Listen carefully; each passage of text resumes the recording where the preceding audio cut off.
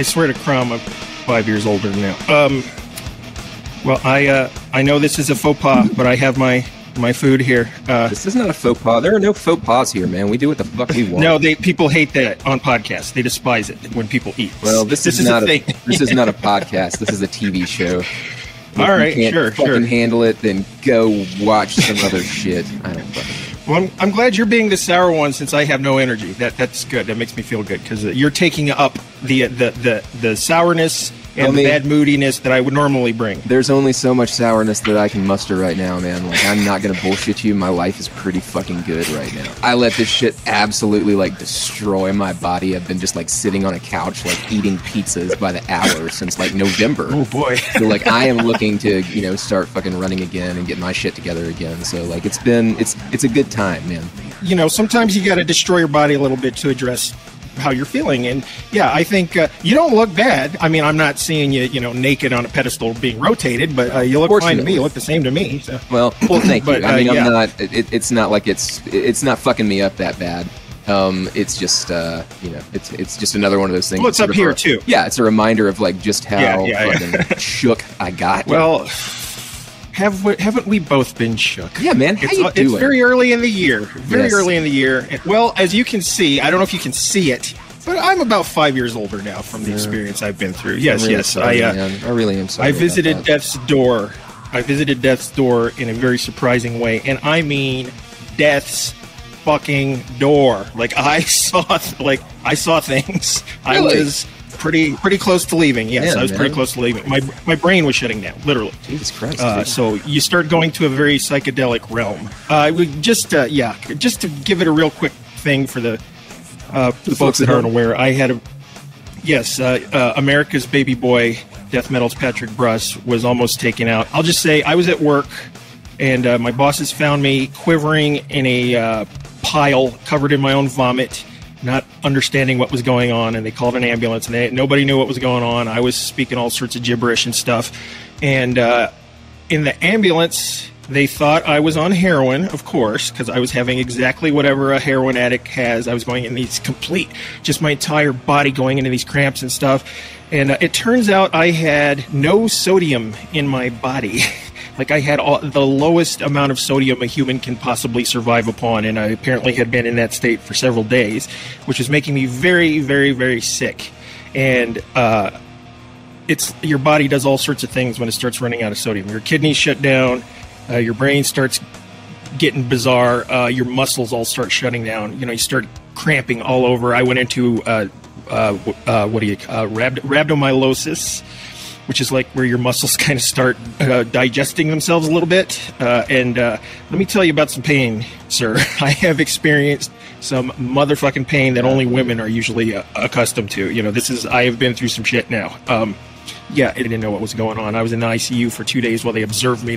What kind of heroin is he on? What's going on? None, sir. Mr. Bruss, we know you like jazz. Like, I swear to God, I only dabble in it. You want some jazz, don't you? People had to bring you in here and you listen to jazz.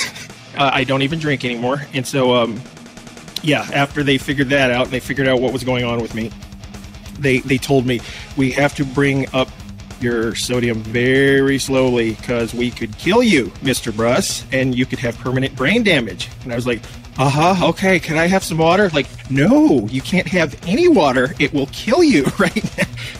Once you have no electrolytes in your body, when they pump them back in, it's just as fucking painful as them leaving. So you have these horrific pains of your muscles being brought back to life and things going back up your spine and stuff. It's. I was like that guy at the end of that Indiana Jones movie that picked the wrong goblet. That's basically what happened to me. Either way. I love how macabre your understanding of this process is. Obviously it's fucking terrifying. They explained it to me. Obviously it's terrifying. Obviously it was very tough for you, but I feel like sort of the narrative that you bring to explaining this particular condition or this episode anyway is very much like it would be told in the horror story. And so I got to tell you. Oh, well, it was a horror story. And don't think I wasn't fascinated and asking him questions the whole time. Because they took me to I'll say the name because it was such a wonderful place. It was a Presbyterian St. Luke's Hospital here in Denver, and I want to say especially thank you to my nurse May, and who really helped me and really explained to me what was going on, and she just had to walk me through all these horrifying situations, like a catheter. Quite a privilege, let me tell you. Quite the fucking privilege. I suppose I'd rather wake up with one than like be awake for the insertion. No, I was awake for it. I remember it going in. Oh, bummer. I think I almost passed out from it going in, and then I kind of came to and was like, oh, okay. Oh, that's right. That's there. Yeah, no, it going in was everything you could imagine. They're grinding through, and I was like, please let me move around. They're like, don't move. Don't. Like, I have to move around. Like, and you feel every inch of it. It goes inside your bladder. I had to ask them, did that go all the way into my kidney? And they said, no, Mr. Bruss. I was like, are you sure?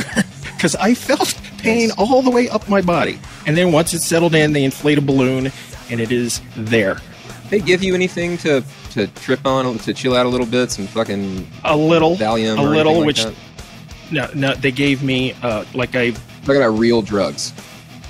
They gave me some call that I texted you about that. It sounded like they were giving me Ataraxy, that band, but that was good enough to shut down some of the horror I was feeling. But it really just, at its best, made me feel normal. I'm not one of those people. Like, I'm not way into opioids or any of that shit. Okay, I didn't leave my bed for 4 days.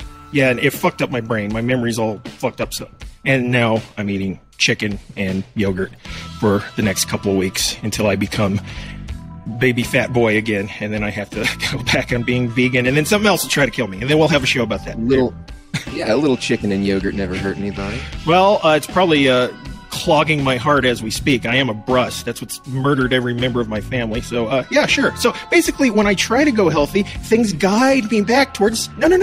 You're going to die this way. We're not going to let you be healthy. Like, oh, great. Okay. The arc of the universe bends toward illness.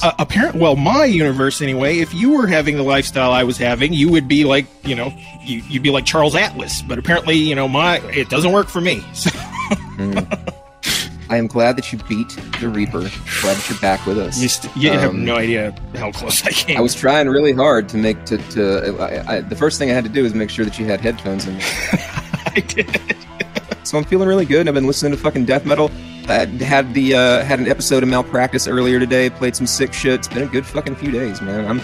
I'm feeling really good right now. I'm glad that you're fucking on the rebound, dude. Let's enjoy ourselves. Yeah, I'm trying. Gotta tell you.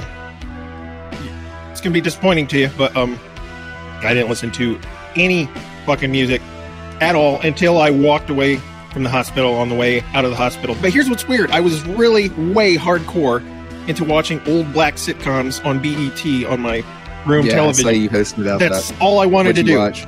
Everything they had. I watched the Miss Pat show.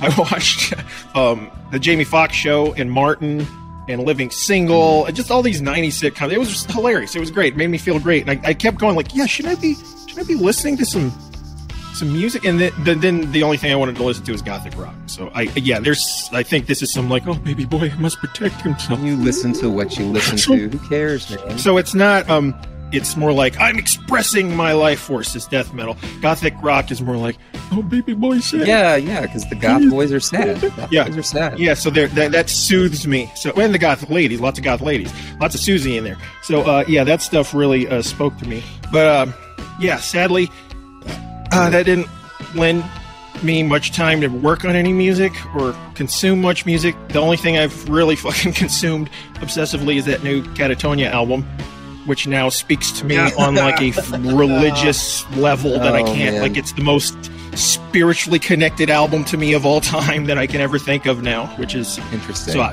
that's what I got for you, buddy. I've got to get back on. I've got to get on my promise to listen to KATATONIA. I totally let you down, man.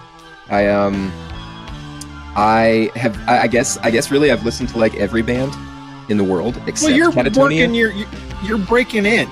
You're breaking your place in.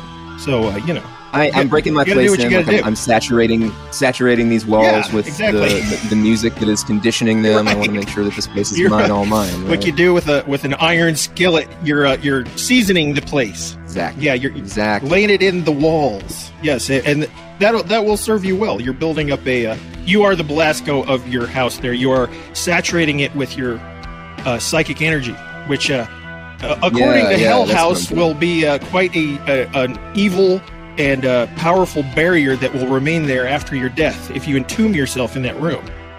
If you entomb your corpse there properly. I myself being entombed in here. I don't know why it would be a malevolent force. Well, it was Belasco, and it was Belasco's house, and he was a very evil man. That's an amazingly scary book that I recommend to everyone. Have I heard of this before? I feel like I have. No, because a certain Patrick Bruss did something called the Belasco Bequest, which was a mixtape about Matheson's Hell House. That's the only piece of physical Crypticus media that I do not own. Wait, you have chains for devils on tape? Goddamn right I do. Wow. Yeah. Yeah, I see the eating is just so crass on the show. I don't care, man. Like, I feel like we're probably gonna, like you said, we're gonna edit this shit out anyway. Some of it anyway. I mean, I'm trying not to be gross, but I'm so goddamn hungry. I'm so weak and hungry that, yes, and please feel free to take over the show, because as you can see, I don't have much to add. One of the things that I'm going through and doing is pulling out all of my splits, all of my compilations, all that stuff that I've had sorted according to, like, typically what I've done is sort it according to, like, what I consider to be the primary artist on that release. Right. And so, like, Crypticus and Scaremaker is filed under Crypticus, right? So, like, what I'm doing now is going through and taking all of those multi-artist releases and putting down them at the very end in the various artists section. I'm alphabetizing them. Dude, I love this. Like, I'm having fun with this. But see, stuff. It just reminds me of working at the record store. Oh, he opened a record store where he works for free. That was one of the things that I liked about the record store, man. Like, at the end of the shift or whatever, and granted, I was usually fucked up at this point, right? But at the end of the shift, like, going through and putting everything back where it belongs, sorting everything out, like that was just really satisfying for me, man. Like, it wasn't like zit popping level video satisfying, but it was pretty entertaining, right? But I do get not everybody wanting to do that. And now there are certain aspects of the kind of collection, like the collection maintenance shit, that I do not go for. Like, I like the records that I own. I've committed to not buying any more records unless that's my only option, just because I prefer the CD is my format, man. That's what I would rather have. And Sasquatch? No, not Sasquatch. I have been very much, I don't give a fuck about instrumental music. Like, people are like, soundtracks and all this shit, and I'm just like, I don't know. Like, there'll be, so like the soundtrack to The Rock, or whatever, you know? I will always remember that music from watching that movie a million times, and that's very important to me, but that, like, soundtrack music is just sort of background music for me. Like, I didn't really process it as anything other than that, but now I'm really trying to sort of get into that stuff and let my mind wander a little bit and sort of see where it goes. So, I can recommend you some good ones. It's been a good experience so far. I can recommend you some really good ones. Yeah, I'll take it. I would want to recommend you a few that would actually be like, please listen to the soundtrack without seeing the film, and then watch the film. Because, like, I'd recommend you, like, specifically, like, some Italian horror soundtracks where it's just like, wow, this is so crazy and weird and sinister. But I got to warn you, there's going to be a lot of saxophone popping up. Oh, fuck.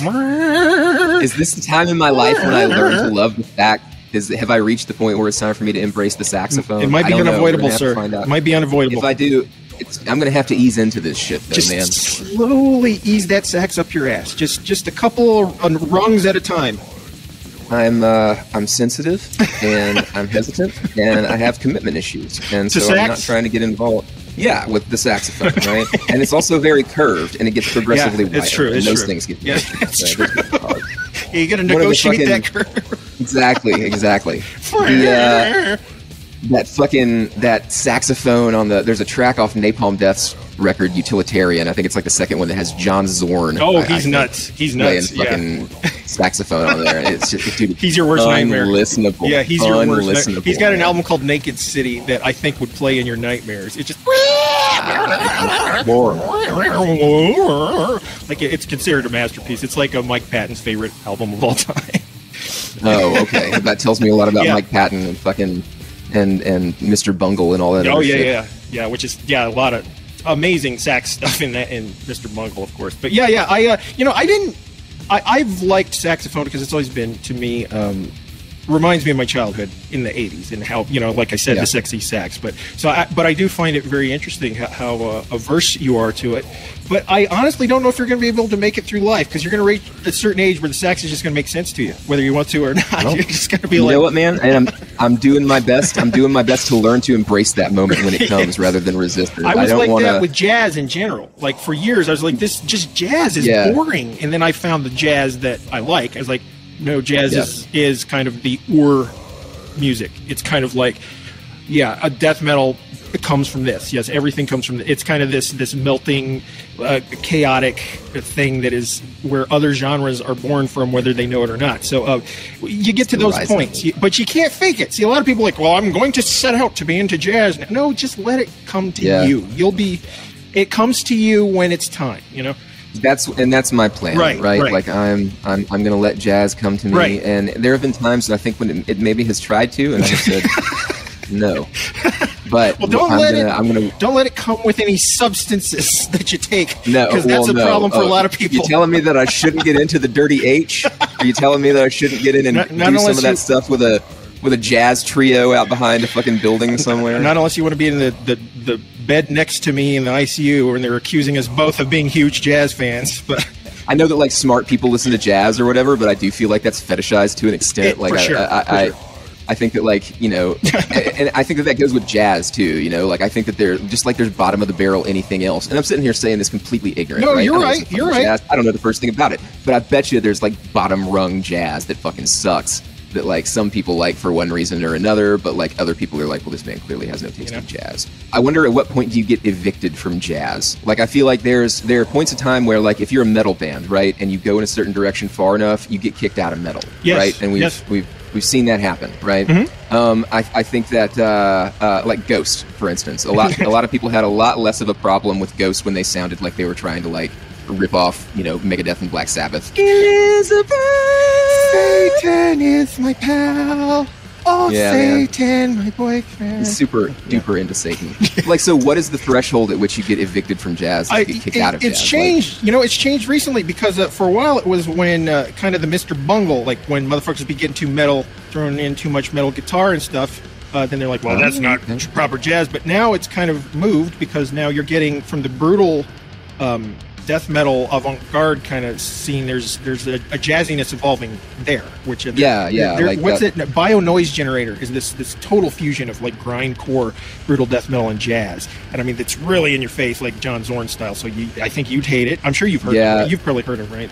I think maybe somebody sent it to me as like a novelty thing. I like specifically sent it to me because they knew that I would hate it. But like I would definitely check it out just to like see sort of the how those things sort of end up interfacing. That's one together. Of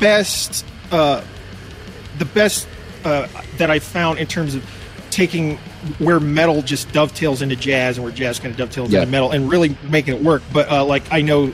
See, the avant jazz is the stuff I like, which is the crazy chaotic stuff. That stuff is very metal, and depending on the instrumentation of it, it can even sound incredibly metal. I think the line is blurring a little, but for a long time, it was definitely, these motherfuckers are too metal. This isn't jazzy enough. They're, So that's kind of something I'm investigating because I only kind of really got into jazz. At the same time, I got into the super brutal death metal. There was the two kind of had a similar kind of thing that I was studying, and but I definitely put the jazz on pause a lot because I'm like, okay, that's great, but death metal's popping. Let's go right back into that, and I'll revisit the jazz in a couple months. But I've mostly just found a couple of really old, very heroin-y jazz albums that I love. And the more heroin-y, the better. Boy, one of them has a fucking spoon on the cover. Okay, a spoon with stuff in it on the cover.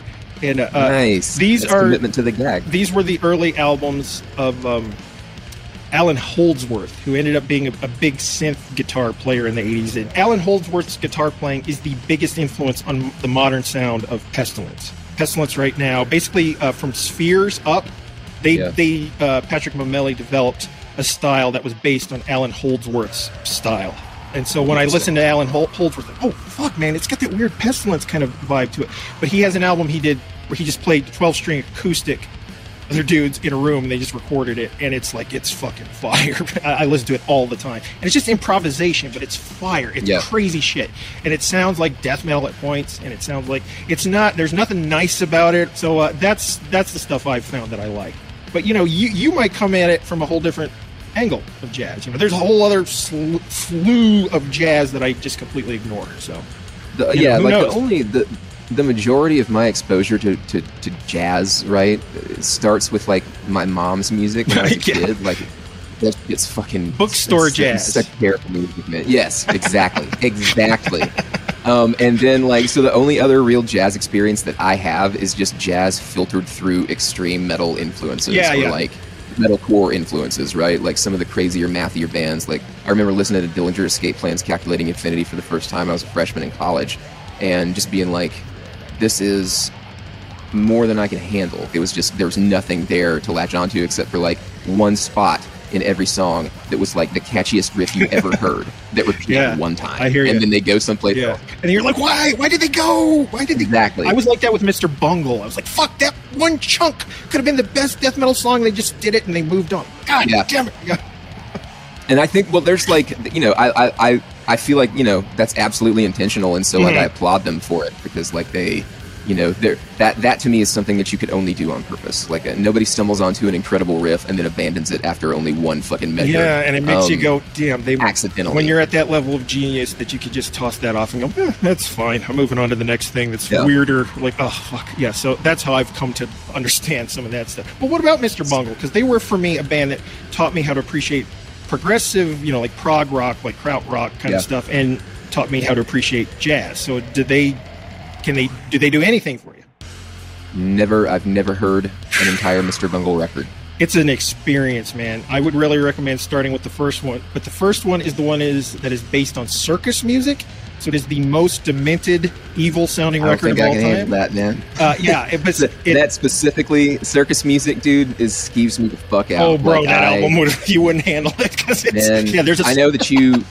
Did you ever listen to Between the Buried and Me? Did you ever check them out? Not enough to know anything about them. They've got some really incredibly heavy shit in their music, and the record, I think it was Colors.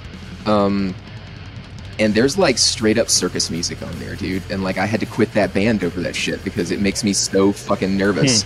So yeah, the circus music is not something that I can do. But like some of the jazzier influences and extreme stuff is stuff that I like. I don't prefer it, but I can handle it. Like it depends on how much space it's taking up, right? So like the Defeated Sanity album, Dharmata, Disposal of the Dead, the one that's like half. Oh, the two masterpieces? Yes, I do. Yeah, so like that, the slam side, the brutal death metal, it's the dumbest music that band has ever written. It's dumber and more ignorant than anything in their demos. Like I love that shit. But and the other side, like there are times where you think to especially with the guy they've got singing on there, like man, they are really fucking trying to be death. You know what I mean? Like I loved that. Very specific era of death. I love that. I was very happy to hear, by the way, that they are breaking off into a side project called Dharmata, which is going to release a full album in that style. Yes. Interesting. Yes. Okay, I'll check that out. They've been working on it for a while. I don't know, if they've announced it's coming out yet, but they. Leo Gruber, he's a guitar player. Yeah, that dude. He mentioned it on a podcast. And that record was so intentionally bifurcated, right? They're like, all right, all progressive shit over here, all idiot shit over here, right?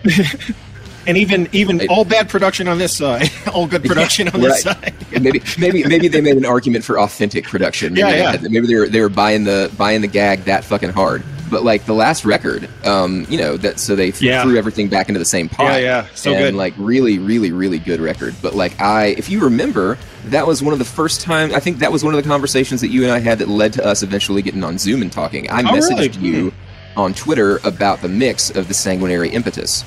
Because I was like, there was something about it. I said I thought it was mastered a little soft. There is one Mr. Bungle album that you should listen to.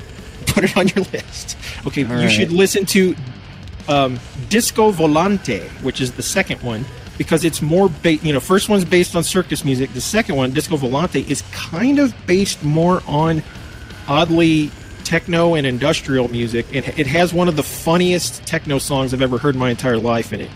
The albums are very funny. That's a reason why you should get into them. Like, it's very funny when right in the middle of a song they just go, no, it's this song. They do this song called "The Desert Search for Techno Allah." At least listen to that one and let me know what you think. It still has a couple of squeaky saxophone things, but it very much devolves into like a Nine Inch Nails-y kind of stew of noises and things by the end, where it's just this atmospheric, what is going on? So I'd love to hear your thoughts on it. But okay.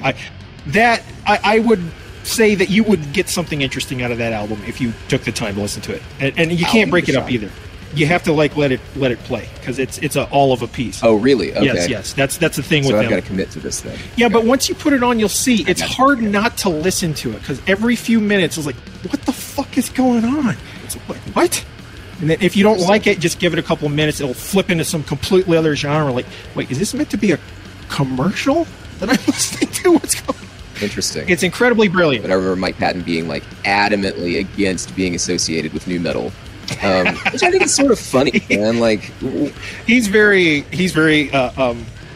curmudgeon, which I love. I love, because he's just like, what? Fuck this shit. Like, he fucks around with Italian orchestras, and he writes operas in Italian and performs them in French. It's like, to him, he's just like, he's on a whole other level. Yeah. So he has, like, even if Metallica says they love him, he's like, what? Those losers? Whatever. Yeah. Good. Yeah. Thanks, guys. Anyway, he's very focused. Yeah. So I love that about him, but yes, he can be very much a curmudgeon. Yeah. So like, I've never really. And so I listened to FANTOMAS had one album that I listened to that I liked. Oh, you did? Yeah, I'm surprised. It had some heavy stuff on it. You know what I mean? Like, the heavy parts. That's one of his heavier projects. Yeah, but then like I remember the Tomahawk album coming out and people being like, "Yeah, check this out. It's really good," and it got good reviews. And I bought it and was like, "This shit fucking sucks, man. Like, this is." Yeah, that's more of alternative rock. Yeah, like I like that band, but it's like I knew what to expect from it. So. It was not for me. Do you remember the footage of him where he's at a festival and he hears Wolf Mother playing in the background? This is an infamous clip. No. You don't know that? No. You remember that band, Wolf Mother, right? Yeah. They were kind of big, stonery, kind of... garage rock version of The Sword was kind of what they... Totally. And this is what our friend Nev refers to as craft beer metal. Oh, I love it. It's pretty... Yeah, it's dead on. So, anyway, they were huge, and they were playing some festival. And they were interviewing Patton behind the stages, and they were playing in the background. And they were like, "So, what's going on? You're playing with FANTOMAS?" And he's like, "Yeah, we're hold on. Who is this right now?" And like, "Are you hearing this? What year are we in? Forgive me, but Wolf Mother, you suck." Help me! Am I crazy? Can I get an amen? But it's only like it's only the 6th Zeppelin band that's out this year. Oh my god! Enough already! No, are people that stupid? I guess they are. How was it? I don't even have to say it. You got ears. Mike. Zero fucks given. I guess not. Zero fucks given. And they interview Wolf Mother like, we worship Mike Patton. I really think he's crazy. Yeah, it's like that's like people in death metal talking about Chris Barnes or whatever. Like, if you have, if you're in a newer death metal band or whatever, and you get on Chris Barnes' radar, it ain't because he fucking likes you, or at least not your music. Yeah. Anyway. Well, hey, but listen, I'll listen to someone who has talent like Mike Patton. He can talk shit. He can write a better album than Wolf Mother. I understand. Yeah, I know. I understand that the new 6 Feet Under record is approaching us. Already? Yeah. Well. Doesn't take long, does it? Doesn't take long. Do you like Creeping Death? Do you fuck with Creeping Death at all? The band? Yeah. Creeping Death. Yeah. Oh, yeah. I have, like, their first two things. Didn't they put out an album? Full album? They have, recently? I think they have 2 EPs and a full length. They put out... I got the EPs. They've got a new record coming out, and they have released a couple of singles off of it. But the first single is called Intestinal Rap, and it's got Corpse Grinder singing on it. Intestinal Rap! Corpse Grinder's been in this territory before with Intestinal Crank, right? Oh, yeah. So it makes, he sang about intestinal shit before, right? Like, you want him for his ethos, but you want him for his motherfucking chops. Dude, he's going to show you how to get through this. Singing about intestinal things is not like the way one of the easiest ways to make friends in this business. You know what I mean? Well, so you need. You know that. Well, see, the difference is the intestinal wrap is the healthier, low-calorie version of the intestinal crank. The intestinal crank. You get the wrap, which is much less calories. It has less bread in it, and I always order the intestinal wrap rather than the crank. Probably one of those choices that's a good one to make as we keep getting older. Maybe, and you can probably get a higher electrolyte count, and we'll get you an electrolyte supplement to go in your intestinal wrap. Don't remind me of electrolytes. Well, just in case, so I was curious about the imagery in intestinal wrap, and now I'm figuring it out, because when you say intestinal wrap, like, I'm not really sure. No, for some reason I'm not. I think it's that torture device. They're still using that torture device, which no. There's ambiguity in the language. Apparently, what this is you get dragged into the woods, right? Gutted, okay. Then you get your limbs chopped off, right? And then you are tied to your stumps with your own intestines. So this was the fellow that owed them money. What's the story here? It looks like the character appears to be female, or at least is using. Well, is opens by, up no. quite a few avenues. It didn't happen to. I think the female is the perpetrator in this particular song. Right. It slips behind enemy lines. Under their noses, she quietly sneaks. When dawn comes, they'll beg on their knees. Nice twist of theme there. Now, is this I like that. World War I we talking? We got like World War I kind of Eastern I European. can maybe see that. What's going on there? Dragged into the woods. She slips behind enemy lines. When dawn comes, they'll beg on their knees. Dragged into the woods with organs exposed. Gutted, their innards turned out. To the stumps they're bound. Good Lord. Intestinal wrap. Vile, unmerciful, these calculated kills. Rotting into the stumps. Man, she's brutal. She's doing some fucked up shit. I haven't heard the record at all. Yeah, I just remember those EPs were really fucking meaty and some fucking awesome riffery, and I really love those. Now, I am waiting like a motherfucker for this Friday for the release of Devangelic's new album. I just checked out Zool. Those songs. Zool. Yeah, dude, that shit fucking rips. I gotta say, I've always liked those guys, but I always felt they were kind of boring. Like they just went into too many little corridors and stuff. And then on this new one, I feel okay. Now they're getting into songwriting. Like this is like got more of a Nile. Morbid Angel kind of flow to it. It feels more cohesive. Mm-hmm. I love the evolution of the band, and I love the newer sound and sort of the more streamlined elements that you're seeing on Zool, or at least for the songs that we've heard so far. But like Resurrection Denied is just a stupid heavy record, man. There's really cool technical parts to it, but like every song has like a slam part that you can get into. So like it's not too brainy, it's not too crazy. It is, I think, their best record. Yeah, I thought Phlegaton was really interesting, but so dry and just kind of the same thing over and over and over. And there's like no, which I don't mind because it, you know, sometimes it's like reading, like an 800-page novel or something. Like, sure, let's go there. Let's take me where you're going to take me.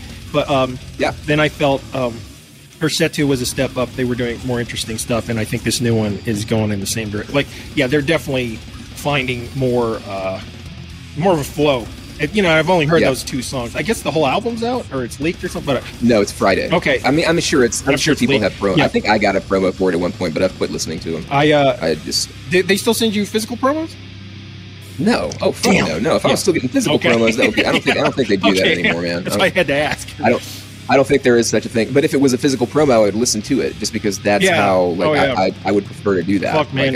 Like I had I get a lot more out of the experience than just like streaming on Holics or something. Old friend of mine in the late 90s, he started a black metal zine just for the promo, and he just started the zine. Just made a first issue. I wrote a bunch of reviews for it. It was called the Perfect Malice was the name of his zine, and it was just one of those Xerox zines. Yeah, great title.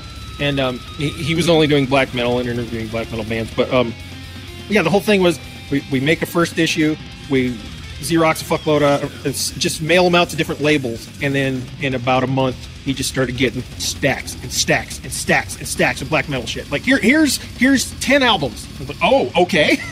And like all this crazy shit, that at the time we weren't familiar with, like Manigarm and all those kind of bands that are big now.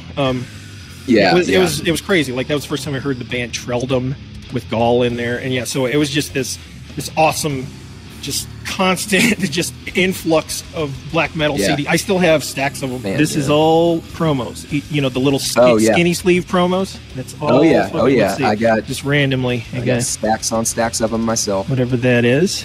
And see, some of that shit would end up being like a special treat, right? Yeah. With like bonus songs on there or something that you wouldn't hear anywhere else. So that was pretty cool. Roadrunner did that with a few of their bands in their new metal era. They had a couple of samplers that had shit on them that fucking nobody else had. Candlelight sampler. Oh yeah, Candlelight, baby. Oh, check this out. Look at this promo I got back in the day. Oh man, that's tight. Before the album came out. That's the midge. Yeah. Got Grave Hill album. Yeah. Oh, this one was one that became one of my favorites. This Doom band, Ashes You Leave. It's a fucking excellent, amazing Funeral Doom album. I got that classic Old Mythic EP, which was one of the first all-female death metal, brutal death metal bands. I don't think I know. Mythic. Mourning in the Winter Solstice by Mythic. Very fundamental early. Yeah, look at this. I was getting Vital Remains albums on promo.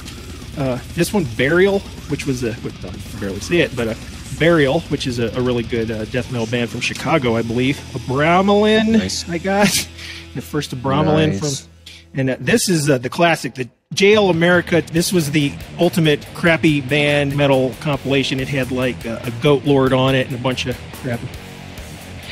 Nocturnal, Morpheus Descends, Deteriorate. Oh, fucking Morpheus Descends is on there. That's Vicious Circle, Excruciating Pain. Akron, Goat Lord, Mortuary, Malicious Onslaught, Mutilation, Doom, Snake Cult, Beherit. Ever heard of that? So yeah, I got a huge box here full of them. I wish I'd had that shit. If all the stuff that I've ever came across, I still had, or if the majority. Yeah, of it, no shit. Well, you wouldn't have room for any of it. That's the thing. Now let me just go through one more stack here, see if I can find any treasures. Oh yeah, a Drawn and Quartered album I got. Nice. Let's see, there's that. Brown Jenkins, which is a one-man black metal. I've never heard of the band. I'm definitely familiar with the character. In your personal life, right? He sits on your chest every night? That's right, he's my homeboy. I Shalt Become. Requiem. Yeah, lots of weird black metal shit I've never heard of. I don't know any of this shit. Yeah, well, and Seer Bliss, which is actually a really good kind of weird death metal-y black metal band. I recommend you check them out. I got Gludas Nord, Odinist. And now, see, this is what sucks, is that Candlelight would send you all the promos in the same sleeve. They'd all just look. This is a Gorefest album.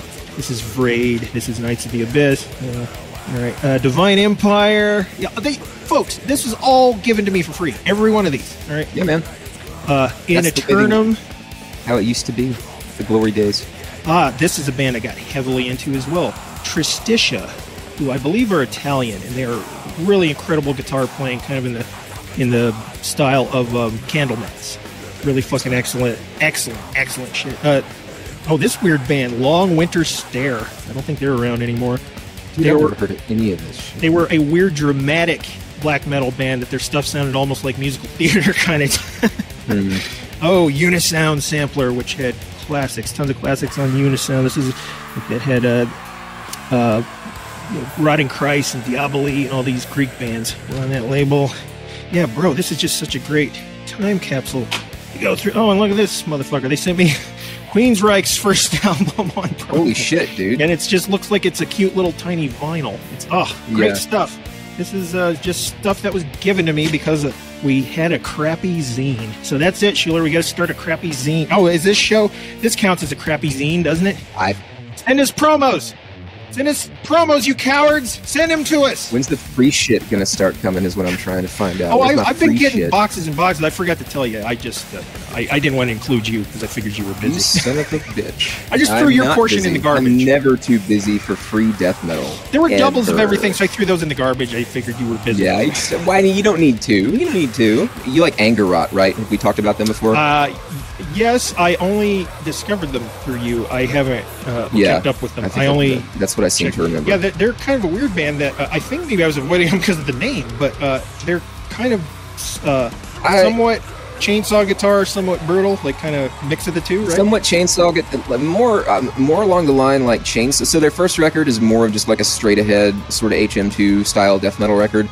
The second one is like a combination of chainsaw HM2 style guitar death metal and fucking theatrical era Dimmu Borgir from like the early 2000s. Unexpected. Yeah, dude. Like I think that they'd be up your alley, man. The second record I thought was really cool. It was called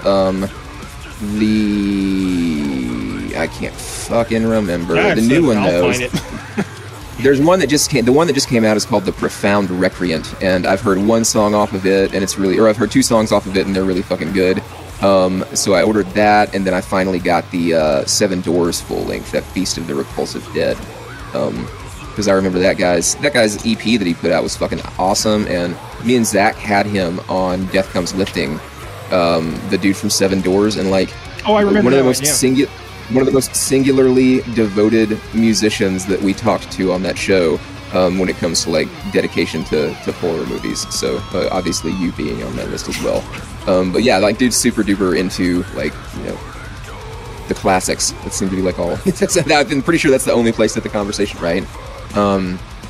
But that to me, we is both did a something that I nose think is scratch at the important. same time. Does that mean we're both? We're getting We're both on the same brand of Coke. There. Is that? We're syncing up. Yes, Okay. we're on our Zizek bullshit. We're learning to fucking. Well, I'm doing Spice from Dune. I don't do Coke. I do Spice. Okay, so That would get be- off my I would try back. Spice. Spice was a thing, and it was available to me. I would try it. I got news for you. Spice is a thing. It's called marijuana. Yeah. Yeah, that's fair. Fair enough. Fair enough. Anyway, I'm feeling good. I got to warn you real quick. I was supposed to get a grocery delivery. This person is apparently on the way here. Okay. So I'll have to get off and go meet her and bring the groceries in. well, do you want to hop off now? Yeah. Well, let's do that then. I'll hop off. Okay. I guess I just exit. I'm going to stop the recording.